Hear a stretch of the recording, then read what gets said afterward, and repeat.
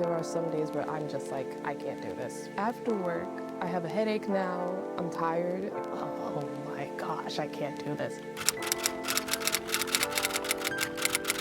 Can we just have like a true heart-to-heart for a second? Because some days I sit down to study a language and my brain is just like, no. And no matter how much I try to work up the will or the strength to do it, I just can't. And if this sounds like you, then this video is for you, because it's not that you're broken, it's not that you're lazy, and it's not because you're bad at languages.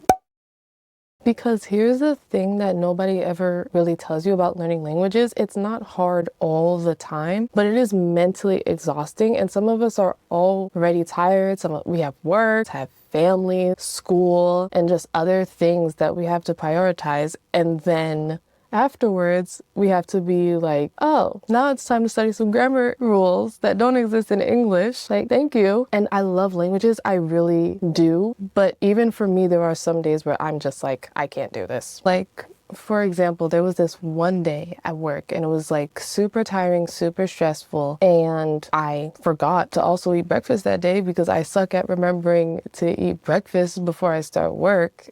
And so I was also hangry as freak. And then after work, I have a headache now, I'm tired, and now it's time to study languages because I know I'm supposed to. And when every single time I thought of doing it, like my headache would get worse, or I would just get more tired, and it was just that feeling of just like, oh my gosh, I can't do this. And then eventually I would not end up studying that day at all. And then there are other days when I don't feel like studying, like I don't have a headache or anything, but I just don't feel like doing it. I'm like, ugh, Mandarin, ugh, Japanese, ugh, Italian. And I just don't feel like doing it. But then I realized something. I'm like, wait a second. Is it that I don't want to learn? Or is it that I just don't want to learn this way? And that changed everything. Because then I asked myself, do I actually hate studying, or do I just not want to do grammar today? Because grammar for me is a very taxing thing, and some days I can handle it and other days I can't. And forcing myself to sort of go through with it, even with feeling that mood, I start to run the risk of disliking a language, or I just don't enjoy studying anymore, or I just really start to lose the motivation to study. And once I realized this, I stopped asking myself, why am I unmotivated, and what can I do today? And some days that looks like immersion. Like maybe I'm watching a show on Netflix, or I'm watching YouTube vlogs, or listening to a podcast. And here's the important thing, that still counts, because you're still training your ear, you're still picking up new words, you're still,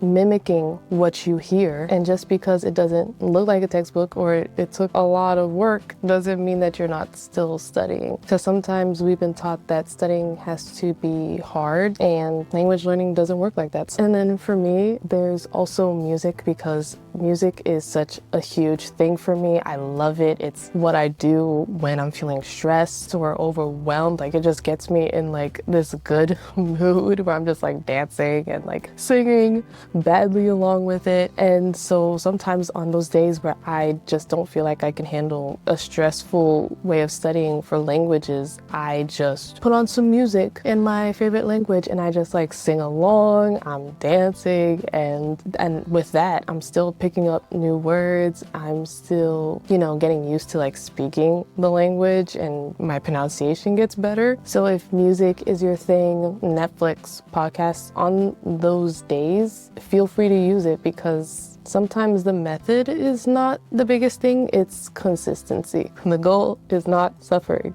The goal is consistency and improving over time. Yes. So think of it like this. When learning languages, you're gonna have your good days, your bad days, and maybe your, I don't know, but it's okay days. And on your bad days, maybe it's just, watching a TV show, watching some vlogs, listening to some music, things that pick up your mood, but in the language that you're learning. And then some days you're gonna have your good days and okay days where you can do some grammar and some vocabulary and some flashcard reviews. And the important thing is that all 3 days count. You don't need every day to be a good day to make progress. You just need to keep the relationship with that language alive and keep up the consistency and the dedication and discipline. And if language learning feels messy, that's because it is. There's no straight line, there's no perfect routine that works forever. So if you're feeling left behind or feeling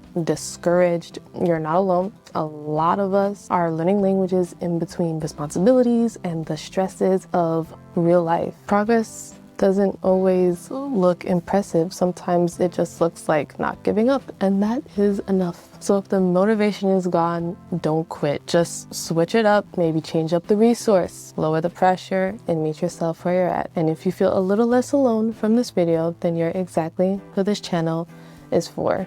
We learn languages, we laugh at the chaos, and we still keep improving together. Thanks for hanging out. Bye.